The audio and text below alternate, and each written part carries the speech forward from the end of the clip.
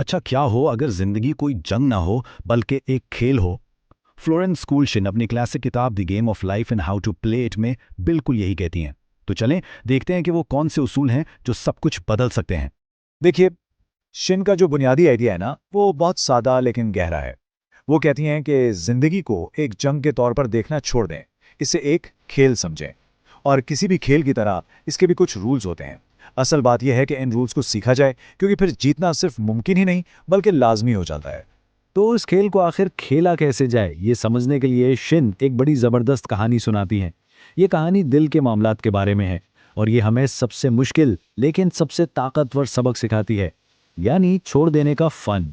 कहानी एक ऐसी खातून से शुरू होती है जो एक खास शख्स से शादी करना चाहती थी, जिसे वो एबी कहकर बुलाती थी।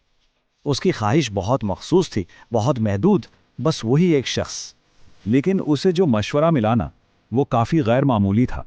उसे कहा गया कि वो एबी के लिए दुआ मांगना छोड़ दे और इसके बजाय खुदाई इंतखाब के लिए दुआ करे, यानी वो शख्स जो वाकई उसके लिए सही था।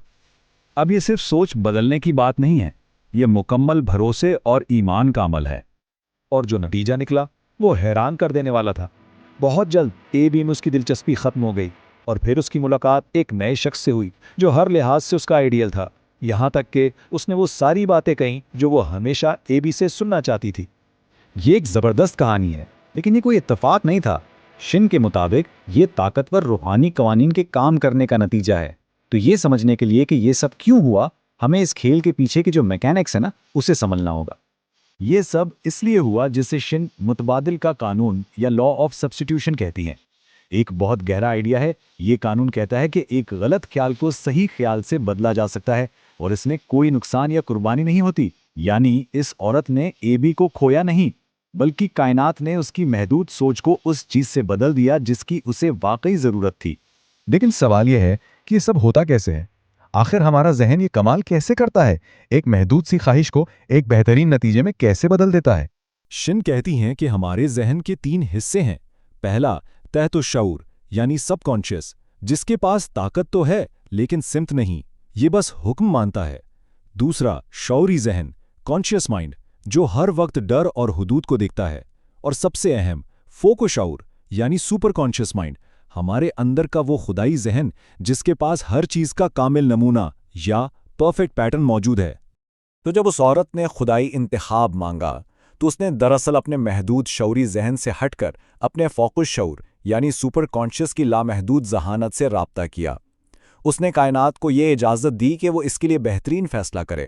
ठीक है, हमने कहानी भी सुन ली और उसके पीछे की थ्योरी भी समझ ली, तो अब इसे अपनी जिंदगी में लागू कैसे करें? शिन हमें जिंदगी का खेल खेलने और जीतने के लिए बिल्कुल वाज़े और काबिले अमल उसूल बताती हैं। सबसे पहला और सबसे बुनियादी उसूल अल्फाज की ताकत के बारे में है। शिन का मानना है कि हमारे अल्फाज एक बूमरैंग की तरह हैं। जब आप किसी और के लिए भलाई चाहते हैं तो आप असल में अपने लिए वही चीज़ मांग रहे होते हैं, और यही बात तनकीद या मनफी सोच पर भी लागू होती है।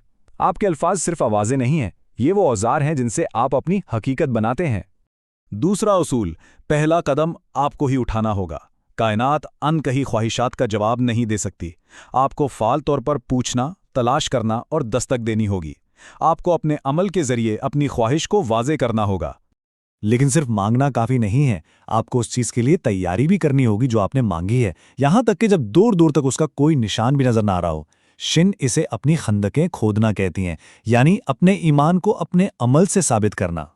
आपकी जहनियत सब कुछ है। खौफ और ईमान को एक ही सिक्के के 2 रुख समझें। खौफ दरअसल बुराई पर ईमान रखने का नाम है। दूसरी तरफ ईमान आपके विजन को मजबूती से थामे रखता है। ये खौफ को मिटाता है और वो दरवाजे खोल देता है जो आपके ख्याल में नामुमकिन थे। पुराने मनफी अकायद को ख़त्म करने के लिए किताब से ये एक बहुत ताकतवर इकरार है। इसे पूरे यकीन के साथ बोलें, मैं अब अपने बोले हुए लफ्ज़ से अपने तहतुल शूर में मौजूद हर झूठे रिकॉर्ड को तोड़ता और मुस्मार करता हूं। ये नए बेहतर नताइज के लिए जगह बनाने का एक तरीका है।